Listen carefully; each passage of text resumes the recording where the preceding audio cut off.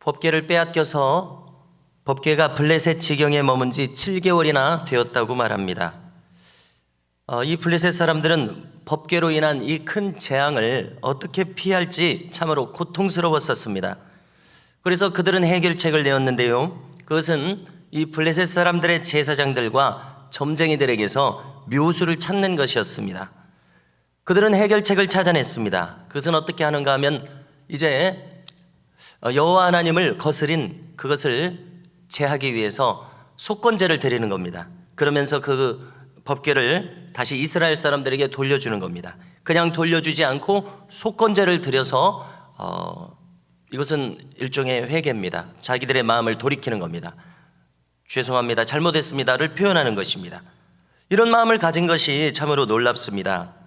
그래서 그들은 그렇게 해야 병도 낫게 되고 재앙의 원인을 똑바로 알게 될 것이다, 이렇게 판단했습니다. 그들이 생각해낸 속건제물은 금 독종 5을 만드는 것입니다. 여기 독종이라고 하는 것은 독한 종기입니다. 아마 피부의 형상에 막 얽혀서 나타난 이런 종기를 금 형상으로 만든 것 같습니다. 거기다가 또 그들은 이것이 전염병이라고 생각한 것 같습니다. 그래서 전염병을 옮기는 쥐를 떠올린 것 같습니다. 그래서 금쥐 5마리를 만들었습니다. 이것은 블레셋 대표적인 성읍인 5성읍의 5방백을 상징한 것이라고 기록합니다. 그 5성읍은 오늘 말씀에 나타나는 것처럼 아스돗과 가사, 아스글론과 가드, 그리고 에그론, 이렇게 5성읍이었습니다. 5절을 보니까 그러므로 너희는 너희의 독한 종기의 형상과 땅을 해롭게 하는 쥐의 형상을 만들어 이스라엘 신께 영광을 돌리라, 이렇게 말합니다. 그래서 우리는 바로 이어지는 6절을 통해서 무엇을 알 수가 있습니까?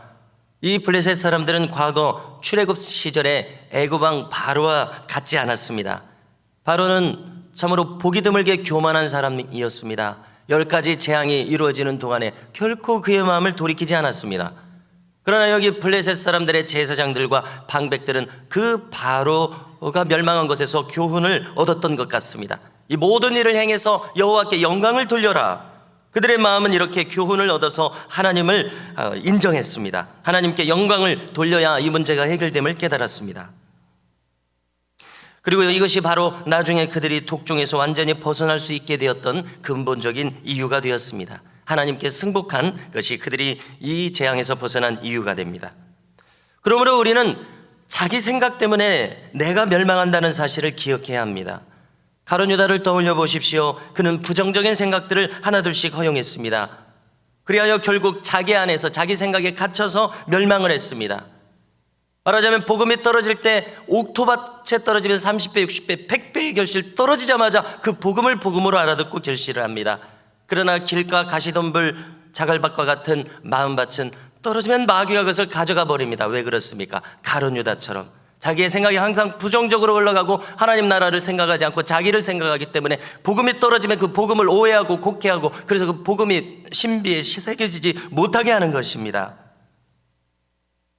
그러나 반대로 예수님을 떠올려 보십시오. 항상 예수님은 자기 생각을 버리셨습니다. 하나님의 뜻으로 자기의 심령을 온통 채우게 되니까 어떻게 됩니까? 하나님의 뜻을 다 이루게 됩니다. 결국 어떻게 되셨습니까? 십자가까지 순종하게 되니까 하나님께서 천하만국의 모든 권세를 예수님의 발 앞에 두도록 해서 예수 이름으로 모든 것을 행하고 명하고 구할 때 그것을 다 들어주시게 하는 놀라운 권능을 예수님에게 허락하여 주셨다는 것을 우리는 기억할 수 있기를 바랍니다. 예수님도 거저지 않았습니다. 하나님의 뜻을 다 받아들이심으로, 순종하심으로, 예수님의 심령이 옥토밭이 되심으로 이 모든 일이 일어났음을 우리는 기억해야 할 것입니다. 생각 하나를 잘못 허용하는 순간 내 심령이 망가진다는 사실을 우리는 명심해야겠습니다. 블레셋 제사장들은 계속해서 방법을 찾아냈습니다. 그들은 새로운 수레를 만들었습니다. 그래서 거기에다가 법궤를 실었습니다. 그리고 이 금으로 만든 속건 제물들도 상자에다가 실었습니다. 그리고 저진하는 암소는 건강하고 풍성한 암소입니다. 그 두 암소를 끌어다가 수레를 매게 했습니다. 그리고 딸린 새끼 송아지들은 따로 빼내서 집으로 돌려보냈습니다. 그들은 이제 이 수레를 출발시켰습니다. 출발지는 서쪽에 있는 블레셋 성읍, 오늘 나타난 에그론에서였습니다. 여기서부터 이제 골짜기를 따라서 쭉 이스라엘 지경으로 가게 하는 것입니다. 그러면 저 이 골짜기 끝에 동쪽에는 이스라엘 지경인 벳세메스가 있었습니다. 만일 이 수레가 저쪽 끝 벳세메스까지 쭉 간다면 이 모든 일이 여호와로 말미암았다는 증거가 되겠다는 것입니다. 그렇지 않고 만일 이 긴 길을 그대로 가지 않고 중간에 곁길로 빠진다거나 다시 에그론으로 돌아오게 된다면 이 재앙들은 여호와로 말미암은 것이 아니라 그냥 우연히 생긴 것이라고 인정을 하겠다는 것입니다. 자, 이 길은 중간에 곁길로 빠지거나 다시 돌아올 가능성이 높은 길이었습니다. 저쪽 끝, 그 골짜기 끝 서쪽까지 쭉 가는 것은 오히려 가망성이 낮았습니다. 그런데 놀랍게도 결과는 어떻게 되었습니까? 저 벳세메스를 향해 가던 암소들이 좌우도 돌아보지 않고 울면서 저 벳세메스 끝까지 가는 것을 오늘 말씀은 기록합니다. 이것은 성령의 역사라고밖에 우리는 생각하지 않을 수 없습니다. 왜냐하면 하나님이 하신 일이라는 증거를 삼기 위해서 저 송아지들이 따로 집에서 울고 있음에도 불구하고 자기 자식들을 생각하지 않고 성령의 사로잡힘으로 말미암아 그들이 좌우도 돌아보지 않고 저 벳세메스 끝까지 울면서 가는 모습을 우리는 떠올려 보게 되는 것입니다. 이 모든 것은 이 재앙이 과연 여호와께로부터 말미암았다는 것을 증명하는 표적이 되었습니다. 이제 이스라엘 지경에 도착해서 이 벳세메스의 주민들의 반응을 보겠습니다. 사람들은 법궤가 귀환하는 것을 보고 밀밭에서 일하다가 그것을 기뻐합니다. 이것은 봄 추수 때임을 깨닫게 만듭니다. 수레는 여호수아의 밭이라고 불리우는 큰 돌이 있는 곳에 멈춰 섰습니다. 그러자 주민들은 기뻐하면서 그 자리에서 번제를 드렸습니다. 법궤가 귀환한 것을 기뻐하는 것입니다. 그런데 놀랍게도 이 도착한 수레에 나무를 다 패서 땔감으로 삼습니다. 그리고 번제물은 놀랍게도 이 법궤를 지고 온 두 암소를 번제물로 삼습니다. 레위인들은 법궤를 내려서 큰 돌 위에 뒀다고 기록합니다. 금붙이 상자도 그 옆에 뒀다고 기록합니다. 그런데 성도 여러분, 여기서 이 문제가 끝나지 않고 또 하나의 문제가 생깁니다. 그것은 무엇인가 하면 벳세메스 사람들이 부주의하게 이 법궤를 다루는 것이 문제였습니다. 그들은 법궤를 들여다봤습니다. 아마 거기에 있던 레위인들은 지식을 가지고 있었을 것입니다. 법궤를 함부로 다루면 안 된다는 지식을 가지고 있었을 것입니다. 주민들을 말렸을 것입니다. 그러나 주민들은 불경스럽게 행동했습니다. 혹시 레위인들이 말렸다고 할지라도 수많은 사람들이 이 법궤를 뚜껑을 열고 그 안을 들여다본 것입니다.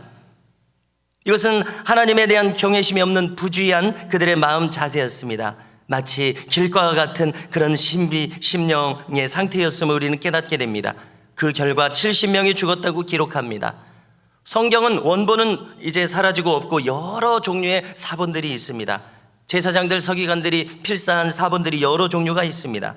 자, 벳세메스라고 하는 크지 않은 성읍의 규모상 주민이 5만 명 이상은 어렵다고 봐야 되겠습니다. 그러므로 여기 이 5만 명은 생각하지 않고 70명으로 받아들이는 것이 적합한 것을 우리가 헤아릴 수가 있습니다.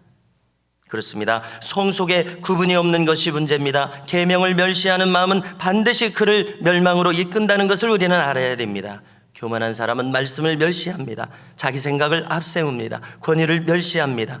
부모와 스승, 목회자의 권위를 멸시합니다. 그 끝은 하나님을 멸시하는 데까지 다 있음을 우리는 알아야 되겠습니다. 모세의 기도는 겸손한 기도입니다. 자, 그는 어떻게 기도했는지를 살핍니다. 출애굽기 34장 9절을 보니까 그는 멸망하게 생긴 온 이스라엘 백성들을 바라보면서 하나님을 또 바라보면서 기도합니다. 하나님, 우리는 목이 곧은 백성이니이다. 우리의 악과 죄를 사하시고 우리를 주의 기업으로 삼으소서 간구합니다. 이처럼 하나님을 찾는 자들은 자신이 목이 곧은 자임을 인정하는 자입니다. 오늘 말씀에서 벳세메스 주민들은 법궤를 감당할 수 없었습니다. 그런데 이 문제를 기럇 여아림 사람들이 해결해 줍니다. 그들은 아비나답의 집에 법궤를 안치합니다. 그리고 그의 아들 엘르아사를 성별합니다. 엘리아사를 성별합니다. 법궤를 지키게 합니다. 놀랍게도 여기서 법궤가 20년을 머물렀다고 합니다. 법궤를 잘 다루고 하나님을 잘 섬기는 사람들이었음을 깨닫게 됩니다. 성도 여러분, 우리는 함께 중요한 원리를 명심할 수 있기를 바랍니다. 성경은 뭐라고 말씀하십니까? 하나님께 가까이 나아가는 자는 하나님께 가까이 나아오게 된다고 말씀합니다. 하나님으로부터 벗어난 자는 하나님으로부터 멀어진다고 말씀합니다. 베스메스 주민들은 하나님을 감당할 수 없는 사람들이었습니다. 반대로 기럇 여아림의 아비나답의 집은 하나님을 감당할 수 있는 사람들이었습니다. 그러므로 우리는 항상 잠언 8장 17절의 말씀을 붙들고자 합니다. 뭐라고 말씀하십니까? 나를 사랑하는 자들이 나의 사랑을 입으며 나를 간절히 찾는 자가 나를 만날 것이니라 말씀합니다.